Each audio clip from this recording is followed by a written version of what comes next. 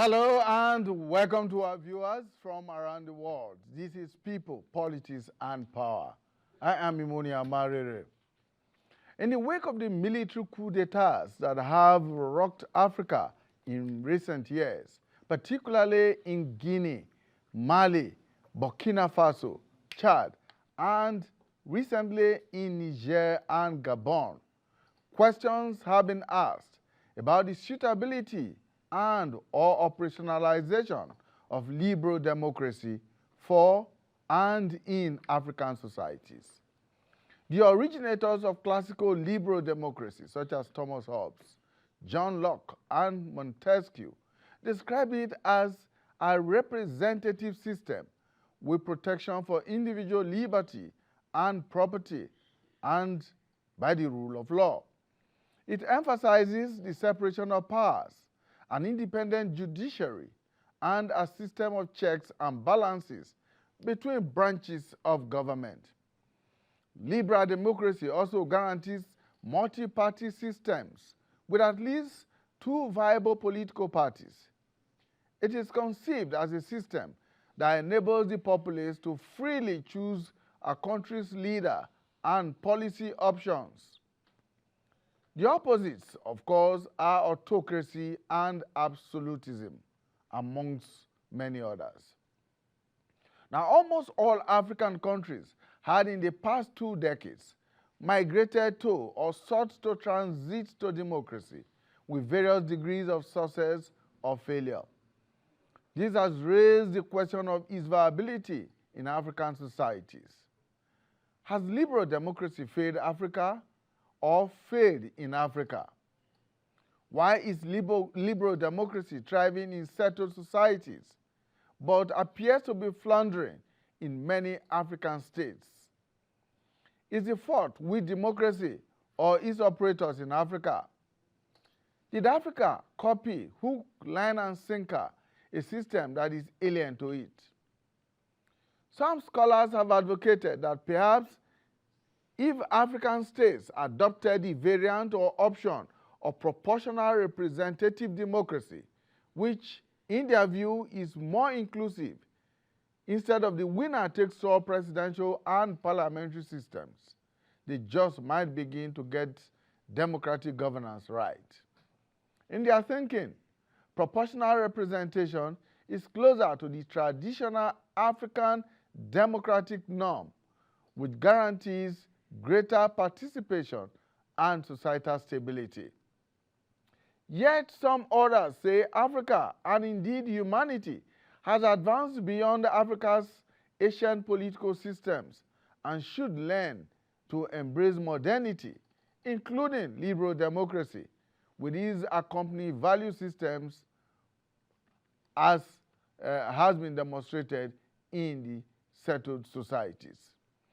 So on the program today, we shall examine liberal democracy and its functionality in Africa against the many challenges that have been identified with its operationalization on the continent. Where is Africa getting it wrong? That is the big question. And I have with me in the studio 2 of my guest analysts. Dr. Hussein Abdul is a political scientist, a public intellectual, and country director, CARE International. Thank you so much for joining us, Dr. Abdul. Thank you. Thanks for having me. Also with us in the studio is Dr. Chima Madi, a political scientist himself and chairman, board of directors, Center for Transparency Advocacy, CTA. Thank you so much. It's good to see you Dr. again. Madi. Good to see you again after such a long time. Yes, sir. Welcome back. All right, we'll go on a short break, and when we return, we will be going straight into our discussion, beginning, of course, with a look at the admission of the African Union into the G20 summit group. Stay with us. The Nigeria of our dream, the Nigeria we need, is the united, indissoluble, and cohesive Nigeria, which guarantees equity, fairness, justice, and prosperity for its citizens. That is our focus on people, politics, and power. It is fresh, insightful, impactful. It's a must-watch. People, politics, and power on AIT. Thank you so much for staying with us. Let's go into our discussion straight away. Dr. Hussein Abdul and Dr. Chima Amadi are right here with me. Gentlemen, let's begin with perhaps what appears to be the most recent of development, which is the admission of the African Union into the G20 summit group. Many are wondering why the AU as a bloc had to be admitted into the G20 group, when in fact almost every 19 of the other members are individual countries, some of them also members of different economic groupings, and what have you. Apart from the European Union, all other 19 members are individual country members. So of what significance is it to have the EU as a member of the G20? Yeah, I think it's a welcome development. This has been on demand for the past 7 years. There has been intensive effort by governments across across Africa to be part of the G20. South Africa happens to be the only African country in that platform. Of course, people are asking questions. I think for some, it didn't even occur to them that the European Union has been a member of the G20 as a bloc. I think the trend is not a political platform. It's more of an economic one. And the trend globally is that the more collective you are, the more you engage in terms of a union, the more you are actually able to share the benefit. And as it is today, Africa happens to be the largest single bloc in that platform at the moment, 56 countries against probably European Union with about 19, if I'm not mistaken, about 19 countries. Of course, people will still ask questions. Where would the whole bloc be seated with just one tiny country? And how does that affect? But again, I think it's a sense of Africa's also appreciation of its weakness in terms of its economic might and its capacity to engage and influence economic decisions as individuals, and it's better to actually engage as a collective.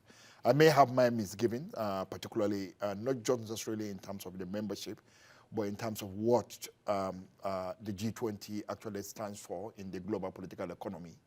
And if you look at it, previously Africa's relationship with it was more around a kind of system that was worked out, more like a working group to support Africa, because it operates from the weaker side of it, and therefore the G20's work is more around how they can bring private investors, how they could support the market in Africa, and all that. Particularly what happened in 1997 2007 under the leadership of Germany, and that's the key. So I think Africa is just trying to turn the table and say we want to sit on that strategic space. But that strategic space, what are you discussing? What is the nature of the global political economy? Where does Africa sit on that, and how is Africa able to influence it? Does it benefit you seated, or does it benefit you from being outside so that you actually challenge and you are able to resist? But when you sit and a decision is taken with your participation, even if it does not serve you at the end of the day, you are still part of the decision, and therefore your capacity to resist and object to certain issues is undermined. But I know there are different conversations around it. There are those who feel that, oh no, when you are on the table, you are probably able to influence it more than when you are not, you are off the table. I think this is a matter of discussion, and people will never find a consensus. But I think it's for Africa to learn and to maximize the opportunity that this membership will actually provide. Dr. Amadi, how significant is Africa as a bloc in the G20? I mean, some of these African countries have just been admitted into the BRICS group.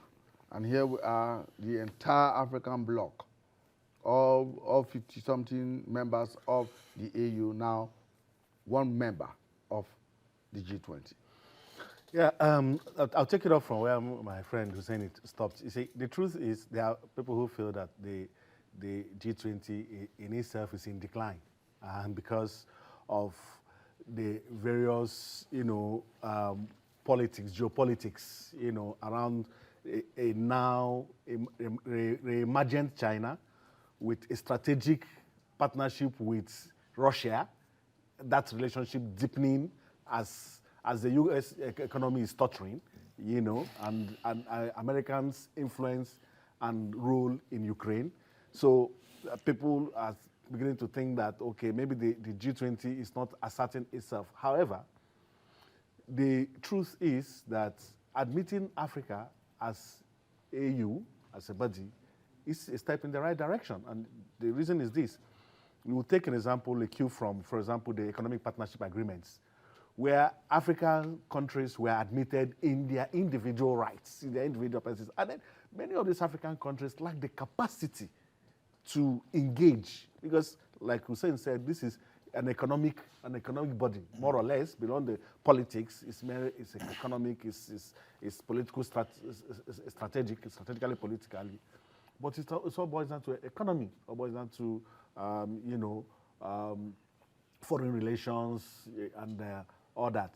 So when individual African countries that don't have the capacity get to that table, you find out that at the end of the day, during negotiations, they are shortchanged. For example, in the economic partnership agreement negotiations, many of the African countries that went there on their own could not even have the capacity to engage in all the rounds. Whether it is the Doha round, all the rounds, they could not engage. Very few African countries, for example, Nigeria, maybe Egypt, maybe South Africa, have the capacity to engage throughout the round. So the argument was made that rather than bringing Africa, individual countries, which was what the European counterpart wanted, so they could, of course, shortchange them, that African countries should be grouped together, like their counterparts in the Pacific should be grouped as one and come to the table. Because you know how they say, we have a proverb in Igbo land that when we come together and urinate, there will be foam. When people come together, they will have strength in negotiations. What, for example, a small country like Sao Tome and Principe lacks, a big country like maybe Nigeria or South Africa or Egypt or perhaps even Morocco will carry it along. So in that sense, it's important for Africa to go in together. But my problem is that even AU as a bloc is not even united or guided in its own understandings of what this economics and pragmatics is all about. They all have their different goals, and which also played out in the Economic Partnership Agreement, why Nigeria was deterring in signing, because there was also a question of goods and services coming from places that are it's not meant for, and other smaller countries serving as dumping sites only to create what you call origin, nation of origin, to subvert that criteria, because of China's influence. So for me, in theory, it is a good step for Africa to be represented as one. If the European Union, with all the capacity that every member country in the European Union has, can come to the table as a bloc, I don't see any reason why Africa cannot come to the table as a bloc. The question is, have we been able to put our house together to determine what is the strategic interest of Africa in this group? Remember, don't forget that recently they went to I think that was France, and the African governments that were there made fantastic presentations on what Africa really needs. Only for them a situation to arise in Niger Republic, and people were speaking from different sides of Jamaat, even within Africa. Where is that resolve to say, no, this is an internal problem of a country, they should be able to resolve it themselves? People are singing different tunes, and that's the issue in Africa. So, like I said, coming together as a group, as a bloc, right? But have you, as Africa, as AU, articulated what you want in that body? Which is a very valid point, Dr. Abdul. Will Africa be able to articulate a single or a united proposal to take to the G20? You have ECOWAS as an economic bloc. You have SADC for South Africa. You have the Eastern African Economic Bloc. Will all these blocks now come together? Can they come together? Can they merge? Can they bring themselves together to say and present a united front to be able to represent a single agenda at the G20? I think depending on the issue they are able to do, because the African Union is built on what it actually called pillars, and those pillars are on the REX pillars. So it's not that the ECOWAS, SADC, EAC, and others are operating in parallel of African Union. They are recognized strongly as a structure there is a pillar, including the diaspora, African diaspora, and that's a pillar that defines the African Union. So that's fine. But naturally, there will always be difference in terms of understanding and also in terms of interest. And he gave a very excellent example on the relationship with the EPA and the EPA processes. Whereas some countries were very happy and pleased to sign and move on, some other countries like Nigeria are very reluctant to sign because they are, one, they are clear, they disagree with the content, and two, they disagree with the structure of delivery, and therefore say, look, this is meant to balkanize us. For instance, not all West African countries under the EPA agreement, not all West African countries or ECOWAS member countries are found within the West African cluster of the EPA, and therefore for ECOWAS, it's like, or for Nigeria that leads ECOWAS, it's like you are undermining our own regional integration by fragmenting us. The North African countries are seen as European neighbors. That's how they define them. They didn't see them as the mainstream of the African, and therefore they undermine. But some countries could sign, and other countries will say, no, this is not good for us. So you are going to have that. The other part is that the African leadership is an annual one. The AU leadership is an annual one.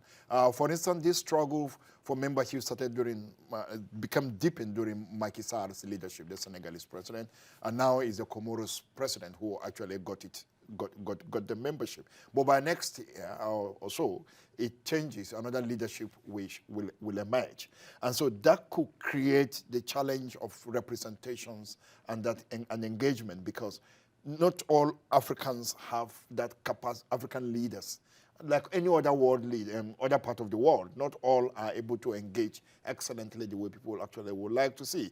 Africa has some strong voices, the same way it also has some weak voices. So depending on who is in power or who is chairing the AU, you could find this kind of differences. But again, the level of integration is not as deep as you have in the European Union. And therefore, European Union could actually be able to sit in the negotiating table and actually have clear decision and pursue that. But here in Africa, it's quite difficult. The single market that we have been trying to create, of course, we made a good effort, but it hasn't picked up in that sense.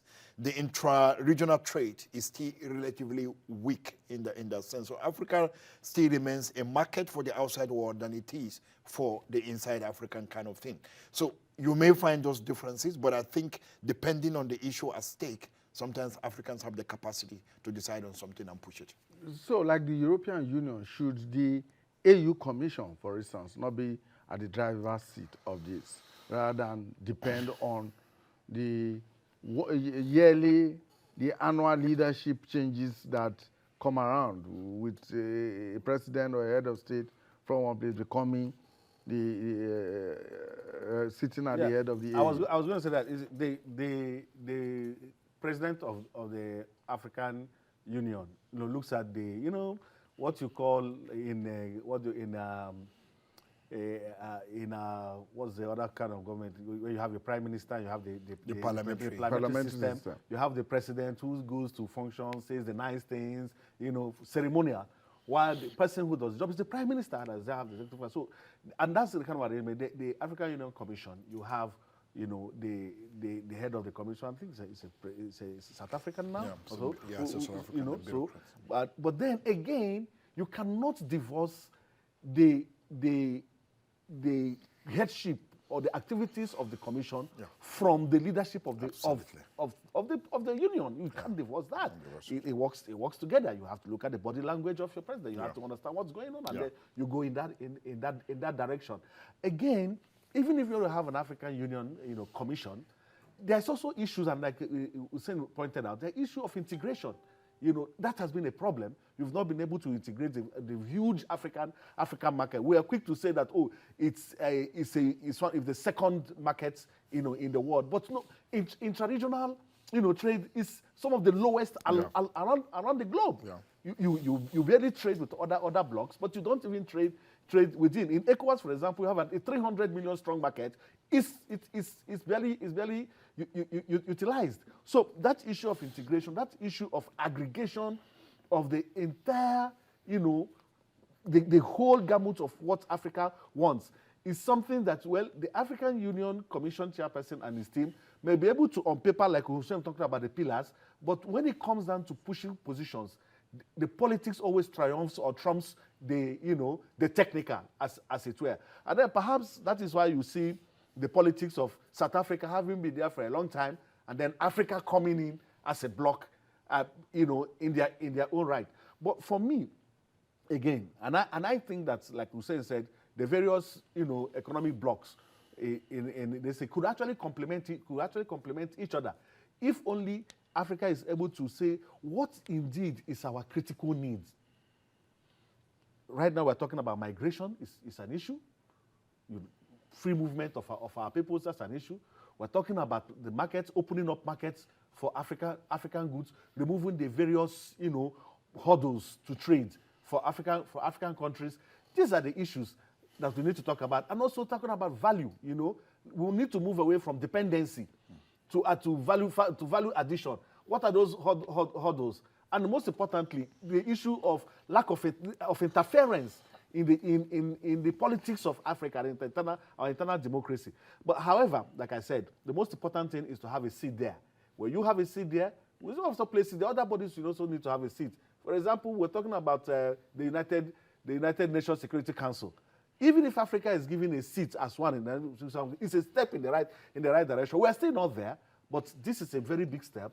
And I hope that as we trudge on, maybe we're able to harness the opportunities therein and then bring it home. Now, that of course then leads us to the whole question of the viability or otherwise of democracy or liberal democracy in Africa. There's so much going on the continent right now, especially against the backdrop of military coup d'etats that have taken place in recent years and in recent months, the latest being Niger and Gabon, for instance. There are those who think that liberal democracy is a concept imported from the West and does not suit our African societies, and that we have not been able to internalize perhaps the fine details of liberal democracy, and that's why we keep floundering each time we attempt to get it going.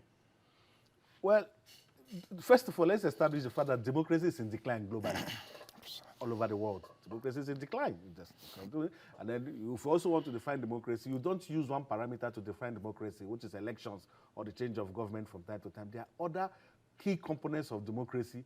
So when the West lectures us about coups and all that, we also want to ask the question, the other ingredients of democracy that has receded in your countries, I mean, is that not also a pointer to the fact that even this democracy itself has come under serious attack? Let's put that aside. We also need to look at coups didn't just happen.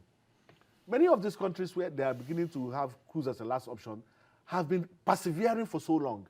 You have countries that you have one leader for above their constitutionally provided number of years, subjected their citizens to all kinds of... Now, let's make one thing clear. I am not an advocate of coup. I have said it as somebody who was on the streets fighting the military. I've always said that the worst form of democracy is better than any form. But I'm creating a reason why these things happen and the explanatory factors why they happen. And I was saying, for example, when you change the rule of the game midway, let's just bring this home. In Senegal, I think Abdoulaye Wade, for a very long time, was a member of the opposition group. And then when he finally became president, he was already very old. And, by the time his term, the constitutional required time was over, he sought to amend the constitution. There was protest. The people came out. And then a younger element, he brought somebody, when he resisted, a younger element came and won the election. This person became president, amended certain constitution, but reduced the number of years of, from 6 a term to 5. This is a good thing. By the time his time was over, guess what? He sought to amend the constitution to continue. The same thing happened in, what do you call it, this other country. It happened in Cameroon. I think Cameroon they are there for 40 years. You got to Guinea. It happened in Guinea. In Mali, it's happening everywhere. And there's a limit to the patience of a people. Okay, so like we always say, in the democracy, people can only leave where you are popular. some of these strikes can only happen where the clamor for that is popular. And that is why you saw what happened in Niger, where the people themselves defended even the pursuits, you know. So the question, like I also say, is some of these dictators are being enabled even by the people who are teaching us, who want to teach us democracy and the ethos of democracy. So let us put it in proper perspective, you know, that whatever the globe. And then let us also talk about the West. Why does the West find it very easy to mingle and play with the Arab nations that are not anything near democracy? Because at the end of the day, it's all about economy. It's economic. So having said that, I think very well that the rise of, you know, military governments in Africa is a cause for concern. But then we also need to ask ourselves, what is the AU as a body doing to even address the recalcitrance of its own members at the political level, and to dissuade situations like this where people trample on the constitution just because of their own selfish aim. So these are some of the explanatory factors. I'm sure Hussein will also have other explanatory factors for the development.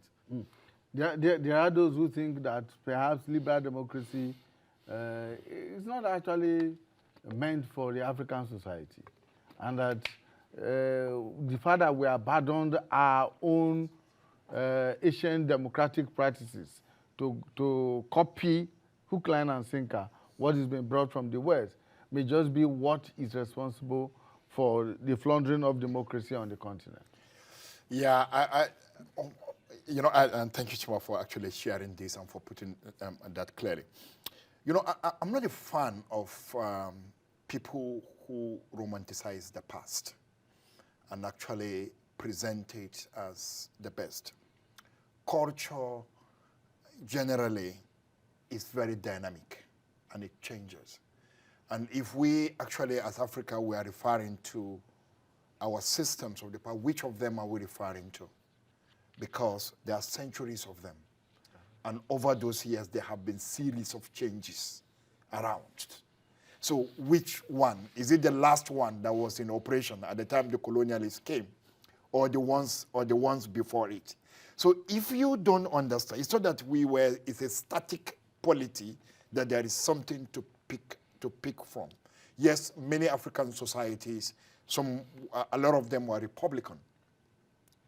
There were more societies in Africa that were very Republican in character before the colonial rule than the ones that actually have strong instituted monarchies, or what some people like to describe as a feudal system or whatever. But there are quite few. Those big empires and monarchical structures are fewer than those that were Republican. It was the colonial authorities who came, who decided to reinvent and create or replicate the monarchical system they saw in other parts of Africa, in many. And today, we have so many African leaders who are chiefs, who are king, who are emir, who are this, and that does not exist even before the colonialists came. So I really think that westernization of democracy is part of our problem, where we see democracy from the notion of the West. But the truth about it is that many of our societies were governed in the manners that respect the normative principles of democracy, even in the past. The basic things around protecting lives and property has always been part of our systems. There may be people who try to abuse it, just like you find in even in modern democracies and all that. So I wouldn't join that bandwagon, but I would look at democracy in terms of the principles that are actually required, those normative principles that you listed some of them in your preamble to this conversation. So I don't really think that it is democracy that is currently being questioned. I think it is governance and the character of governance that is the issue. Because even in some of this so-called democracy as led by civilians, wasn't actually democratic in the real sense of it. They weren't democratic. So if to say you run an excellent liberal democracy and then it fails, we can say liberal democracy failed. Shima just shared some quick examples across the West African region. Which of them would you actually say, in the real sense, apart from having a civilian as a lead, would you say is democratic? So we're questioning civil rule. Well, look at Uganda. I think, let me go to other regions. Look at Uganda. Yoweri Museveni took over power through revolutionary process, led the war, took power, and he's been in Uganda since when? Look at the example of Cameroon. Take the example of even African hero like Mugabe, that we all respected before Mandela. It was Mugabe. Everyone thinks about Mugabe. And the modern one, Rwanda. Yeah, and then look at what happened to Mugabe. Mugabe practically rewrote his own history in a very negative way. Excellent man, transformed Zimbabwe, become the leading country in terms of education and health services. But today, that country is in a big mess because you had a leader who actually overstayed, who also made things, because he overstayed, made himself vulnerable to international manipulation and sanctions occasioned by some of the changes he has tried to do. But if there were an elected person, a short term, even the land reform, who did the land reform, those sanctions wouldn't have actually stood to destroy Zimbabwe. So look at Rwanda. You know, today, and I've kept telling people this. We are seeing people celebrating Kagame. But the truth about it is that once you overstay your welcome, you start rewriting your own history. And the same way Museveni is rewriting his own history in Kampala. Look, 10, 15 years ago, we celebrate, because I was leading a governance program in Africa, and I know this. We celebrate the decentralization program of Uganda, one of the most decentralized polities, and is one of our biggest, most celebrated ones. His response to HIV/AIDS is exemplary. You know, public health system was exemplary. But today, all those things, we can't remember them because he has overstayed his welcome. And that's the crisis that we're dealing with as a region. And so if we don't hold democracy responsible. Because where you have coup is also the fact that you have stiffened civil voices. Otherwise, civil protests and voices will have been the one to remove you out of power. But because you stiffen civil voices, you manipulate elections, you allow those things to happen, then your removal through democratic civil action it becomes impossible. And once that is not possible, people who have the gun, who don't need to go through protests and other actions, find it very easy to actually remove you. And when that happens, the civil people who are, or the civil society, or the civil space that is actually interested in democracy will welcome this military temporarily, hoping that it will reset the system. The crisis is that in most cases, that reset never happens. That's the problem. So we keep going on that vicious cycle. So when you have a civil support for the purchase, it's not that they like the military rule per se, but they actually see it as a reset because this particular process has been going on and they lost their capacity to actually be able to change it. And that's the kind of situation we're seeing it. I don't support military coup in any way, and I join Chuma in saying that clearly. I believe, because as a civil society person, I believe that I will enjoy my space much better under civil and democratic rule. But we have a responsibility to protect our democracy. And our leaders in the democracy, if they don't make democratic processes efficient and effective, they are bound to create room for undemocratic actions. And that's the experience. We are not romanticizing what is happening in those places. We don't celebrate them. We actually think that these people should hand over very quickly to civilians. But the truth about it is that the character of governance is what is the problem. I think democracy is not the problem. Of course, and I join you in saying that democracy is receding all over the world. Whereas in our own part of the region, we are seeing how military coups are contributing to that process. But in other part, we have seen how right-wing populism is also undermining democracy. In other part, you know, whether it's in Europe or it's in the Americas, we have seen how populism is undermining democracy. So I think, and one of the fastest growing literature around the world in the last 10 years has been literature on democratic recession. That's right. Massive books, excellently written pieces around the world on how democracy is receding and why there is a need for a reset, for a better conversation on how to protect democracy. So talking about reset, Dr. Amadi, what would be your suggested process of having an effective reset, because we have seen it in all the places where the military have stepped in. At some point, they themselves become the problem. And even when they do hand over to democratic government, those the so-called leaders or democratic leaders go back on the provisions of the Constitution and begin, like you rightly mentioned at the beginning, begin to manipulate the process to suit their individual interests. Now, if this is a vicious circle, it means that we have to keep going round and round like we are sitting on a barber's chair. Yes, that's true. And then that's where, you know, supranational organizations like, you know, the AU and others would come in.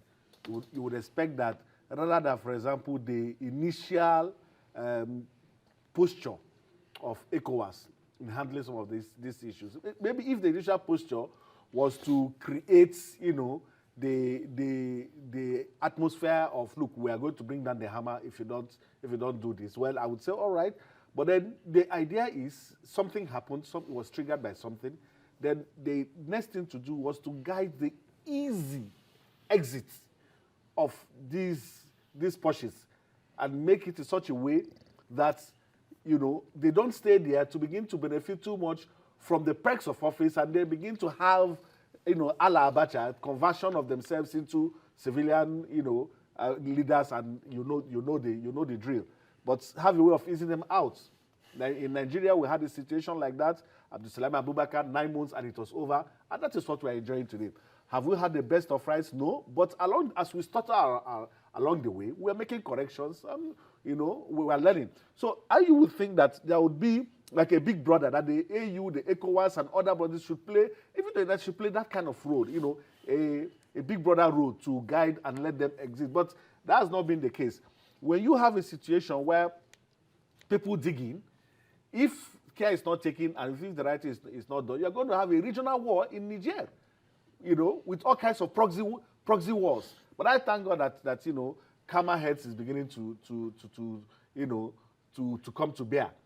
That reset can only happen if, for example, also within the countries, if those elements that have, you know, that have been driven on the ground, the civil society are not allowed to also hold these pursuits to, you know, to the promises they made of living as early as possible. But it's neither here nor there, because once these people strike, you no longer control when they go or when they remain. And that is why we said, as much as possible, avoid it by not taking actions that will even allow them to come.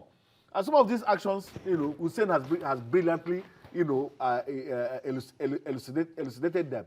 When it starts, you only know the beginning. For every coup that happened in Nigeria, mark my word, Nigerians trooped out to celebrate them, to congratulate them. Yeah. How did that end?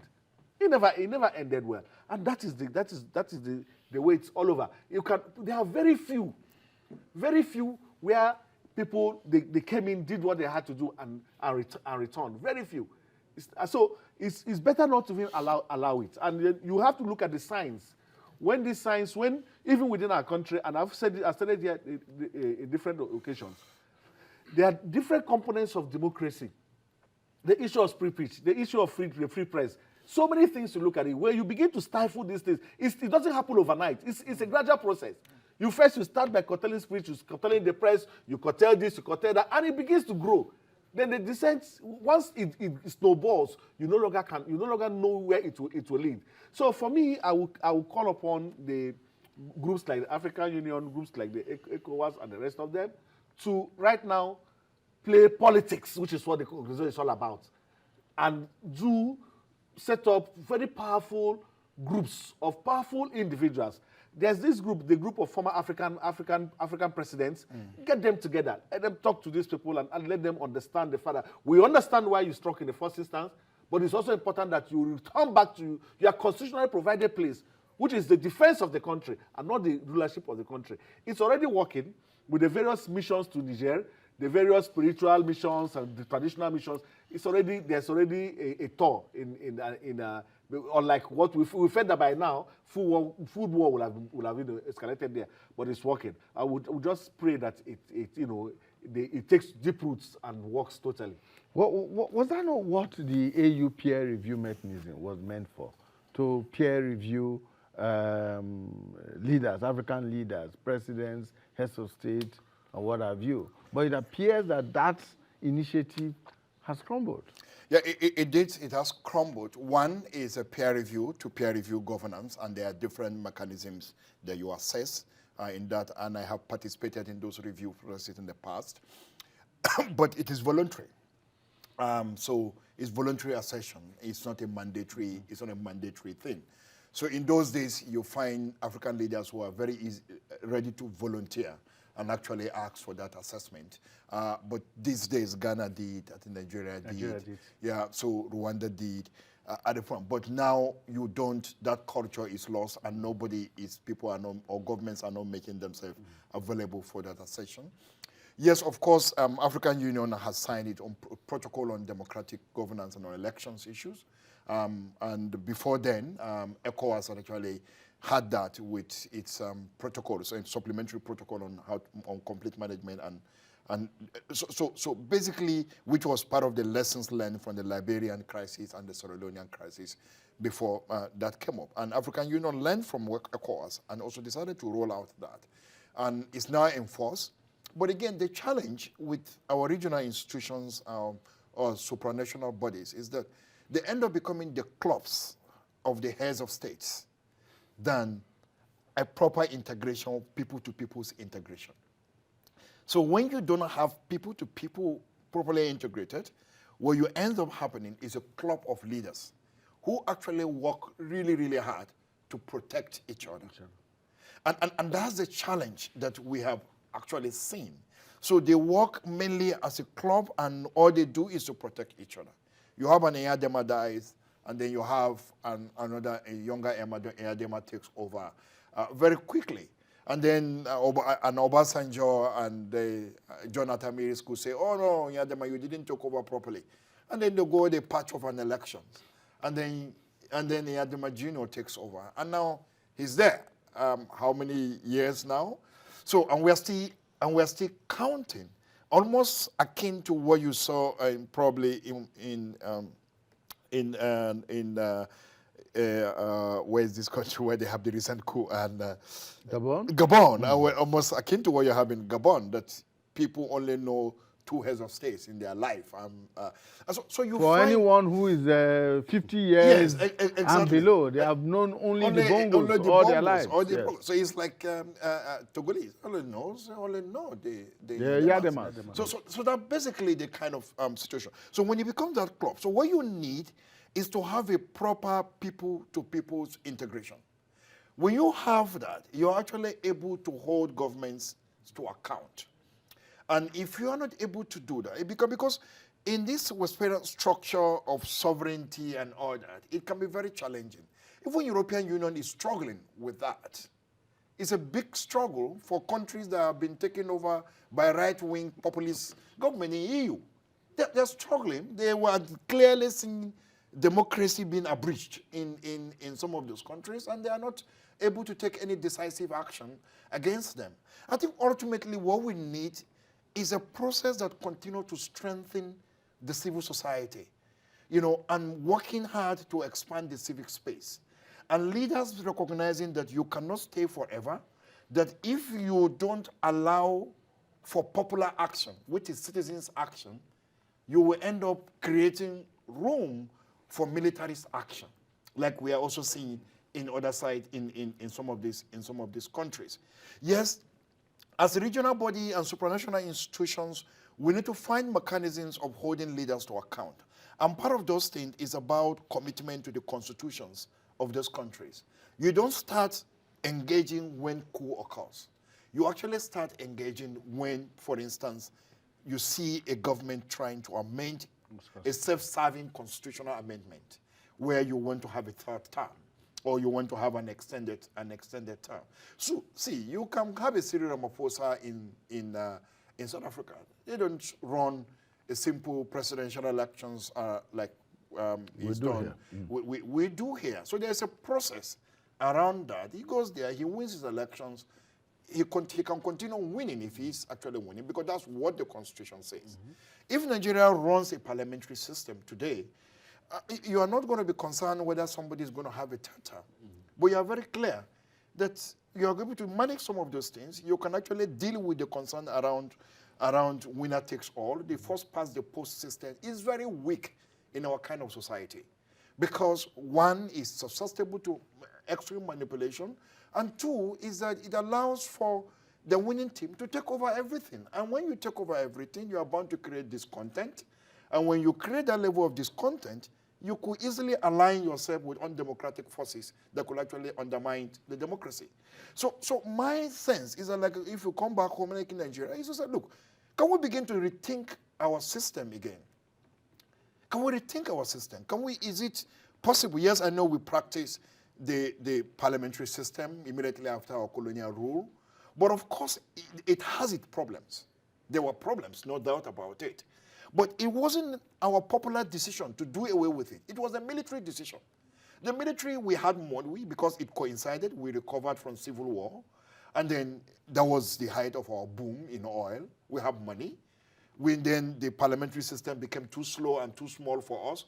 We preferred a faster lane, aligned with the US, copied the United States presidential system as expensive as it is.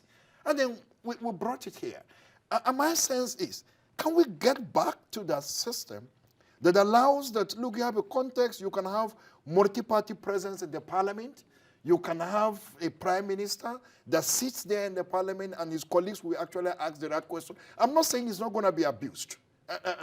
To be honest, I'm not saying it's going to be very perfect, but it may reflect certain things around representation, including proportional representation that you are talking about, because you can't have a proportional representation in the presidential system.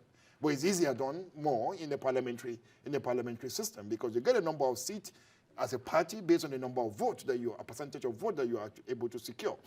So can we begin to think about that? I'm not a fan of saying we should reform INEC any again. I actually think that we should try to say, can we change the electoral system? Can we begin to decentralize it? Can I get INEC? Can we get the state electoral commissions to run our elections? The way it is now. Yes. The way we it is transform that, we change it. It's a presidential system. Sorry, we run a federal system. You can't have a federal system where the national election body is the one doing election for House of Assembly and governors. It doesn't make sense. We can amend the Constitution to transform, change INEC, let INEC become like the Judicial Service Commission. Set up minimum rules for elections, determine and appoint electoral officers for those states, set up an election fund, and get the states to all contribute in setting up an election fund. And then therefore they are not becoming too dependent on state. You have basic minimum that has been established and it should be reviewed. And thus therefore INEC is no longer embodying with conducting elections. We're going to have problem. We're going to have problem in the first election. We definitely We're going to have a problem problem in the second elections. But as we have problems, we'll be changing them. But I wouldn't run on elections where an electoral body in Abuja buy pens and paper and ink and send to Enugu or send to Lagos to run elections. I actually think that. Look, check INEC. The INEC Rex, the Rex office, the offices in the state are bigger than the state electoral commissions. And those offices are funded by the center. So look, I really think that if we want to change these things, we have to think out of the box. Is that, for you, is that a feasible option? Where, for instance, you have state electoral commissions now that conduct elections and the party in power wins every seat. Where, for instance, like it just happened in Edo State, where a councillor records 1 million votes. Mark, if you do this thing, if you ask them to conduct national election, it will not happen. Because the whole attention will go there. We will shift there. We will pick tent. It can happen. And we're not going to go it with these current provisions that you have in the Constitution. Instead of amending INEC-related laws, well, let's do the total wholesale electoral reforms, wholesale, and empower states. We are going to have problems, but we will fight back. It will improve. Look, civil servants are conducting elections in other countries, and they don't have issues. Civil servants. If you want to run a federation, run a federation. But you can't run a federal system where INEC is the one conducting election for House of Assembly at the state level, doing elections for governors. And very soon, some people are even asking that they should do for councillors because the Edo incident happened and say, okay, anyway, Chuma, let me allow you Look, I understand perfectly where Hussein is coming from. I belong to the school of thought that the framers of our constitution that created the concept of sex in itself had the best of intentions. Absolutely. And the truth of the matter was, if the sex had been allowed to function the way they ought to function, what we are witnessing, in fact, the failure of governance from the grassroots system would not even have been there. Some of the economic, security challenges we are having will have avoided. But the truth of the matter is this: where you have a situation where governors have been so embodied that they have captured everything in the state. The capture of, look, the judiciary in the state is gone. Yes. The judiciary in the state is in the pockets of the governors. The CX are an office, they're just an appendage where the governor, what do you call it, patronizes whoever he wants to patronize. And then, so the idea of a reform, a wholesale reform of our electoral process system, we have done a lot of reforms of the INEC. I don't think we can go any further.